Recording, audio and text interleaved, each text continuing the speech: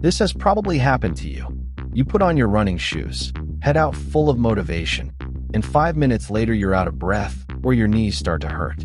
And in the end, you quit running before you've even started. That ends today. In this video, I'm not giving you impossible plans. I'm giving you 4 golden rules I wish I had known when I started.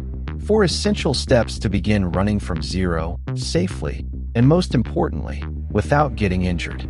Forget suffering. Start enjoying the process. And if you stay until the end, I'll give you a 4-week plan so you can start tomorrow. The first secret to not quitting in your first week is, ironically, learning how to walk. Step 1. The walk-run method, CACO. The biggest beginner mistake is trying to run 30 minutes nonstop from day one. Your mind wants it, but your tendons, ligaments, and bones aren't ready for that impact yet. That's why we use the walk-run method. The magic is simple. We trick the body. Instead of pushing to exhaustion, we alternate intervals. For example, 2 minutes walking plus 1 minute very easy jogging. Repeat that 10 times, and you've completed 30 minutes of training without even noticing, and most importantly, without stressing your joints. Walking lowers your heart rate and lets your legs recover from impact. Over time, we'll reduce the walking and increase the running, but don't rush. Success isn't how much you run today. It's being able to go out again tomorrow. Step 2. The talk test. Now you have your structure, but how fast should you run? Most beginners make the same mistake. They run like they're being chased by a lion.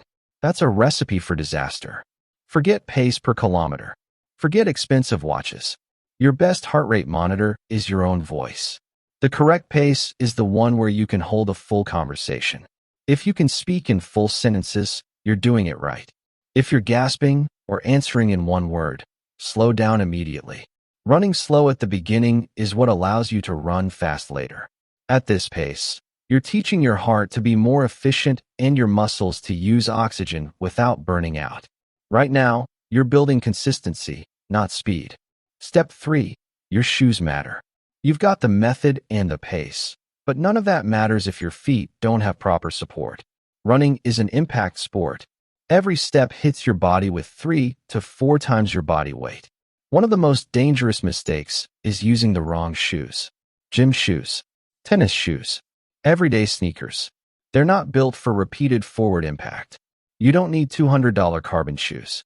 You need proper running shoes with good cushioning. Go to a specialized store. Ask for neutral mid-range running shoes. And make sure they feel comfortable from the first step. Pro tip: leave about half a size extra. Your feet swell while running. If they fit perfectly in the store, they'll hurt after 20 minutes. Good shoes are not an expense. They're an investment that saves you from months of injuries. Your feet are your only contact with the ground. Take care of them. Step 4. The 10% rule. Now the big question: when do you increase the load? Most people feel good after a few weeks and suddenly double the distance. That's when injuries appear. Here's the rule: never increase your weekly volume by more than 10%. If you ran 10 kilometers this week, next week should be no more than 11 kilometers. It sounds slow, but it's exactly what your joints and tendons need to adapt. Your lungs improve in days. Your bones and tendons take months. Be patient. Running is a long-term game. This rule is what separates someone who quits after a month from someone who becomes a lifelong runner. The secret most beginners forget: rest. This might be the most important part. Rest is not wasted time. It's part of training. When you run, you create micro damage in your muscles. They don't get stronger while you run. They get stronger while you rest and sleep. If you run every day just because you feel motivated, you don't give your body time to repair. That's when injuries appear. Golden rule: never run 2 days in a row at the beginning. Leave at least 48 hours between sessions. You'll come back stronger, fresher, and injury-free.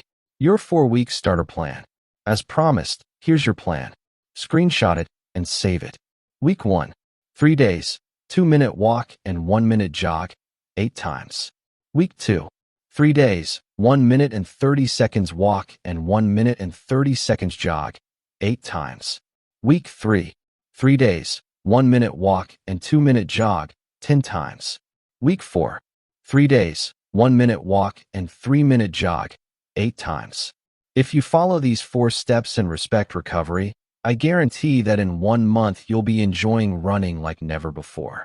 If this helped you, hit like so more people can start safely. And subscribe if you want me to guide you toward your first 5K or 10K. See you in the next run.